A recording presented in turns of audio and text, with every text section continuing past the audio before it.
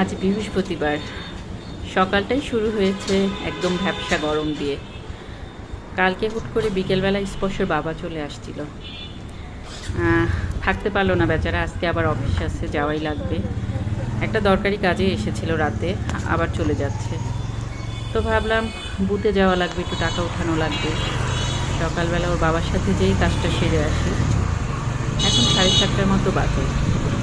বাবুদের রেখে যেতে চাইলাম, কিন্তু ওই যে আমার দিচ্ছ মেয়ে ওর সাথে যাবে। তো ওর সাথে গেলে স্পর্শ আর কি, ও তো বায়না করবে, খুব স্বাভাবিক, সুযোগ নেবে, স্বাভাবিক। তো সকাল থেকে এত গরম, মনে হয় ঝুম বৃষ্টি নামবে, কিন্তু রোদ আছে, হালকা রোদ আছে, আর খুবই গরম। অবশ্য বাইকে থাকলে গরমটা তো গায়ে লাগে না, ভালো লাগে। বাইকের জার্নিটা বেশ ভালো।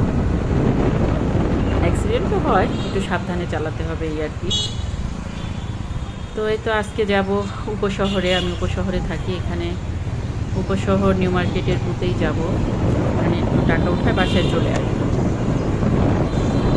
এই তো প্রায় বুথের কাছাকাছি চলে আসছি। রাস্তাটা বেশ ভালো লাগছে, কেমন ছায়া ছায়া বাতাস, কিছু গাছপালাও আছে, আর রাস্তার দুই ধারে মানে দু সাইড দিয়ে কিছু দোকান দেখতে পাবো আমরা সামনে। এই তো চলেই আসছি দোকানগুলোর কাছাকাছি। এখানে সবজি বিক্রি হয়, টাটকা সবজি। সকাল থেকেই শুরু হয়, একদম 6:30 7টা থেকেই তারা চলে আসে। আমরা বুথের কাছাকাছি চলে আসছি। তো এখানে দেখছি একটা স্কুলে সব অভিভাবকরা বাচ্চা দিয়ে যাচ্ছে। অনেক সকাল, ছোট ছোট বাচ্চারা আসলে এত সকালে স্কুল করে, ওদের দেখে মায়াই লাগে, কিন্তু উপায় নেই। এখন কষ্ট না করলে আর কখন করবে। এখানে আবার একটা দোকান আছে, দেখি মায়েরা সব চিপস চকলেট, হয়তো বাচ্চারা বায়না করছে সেজন্য কিনে দিচ্ছে। কি করবে, এত সকালবেলা আসলে নাস্তা তৈরি করে দেওয়াটাও মায়েদের জন্য কষ্ট। তবে এগুলো বাইরের খাবার অ্যাভয়েড করাই ভালো। কিন্তু ওই যে একটা বাচ্চার দেখে আরেকটা বাচ্চা খায়, এটা একটা খায় মানে খেতে চায়, অভিভাবকদের বাধ্য করে, এটা একটা প্রবলেম।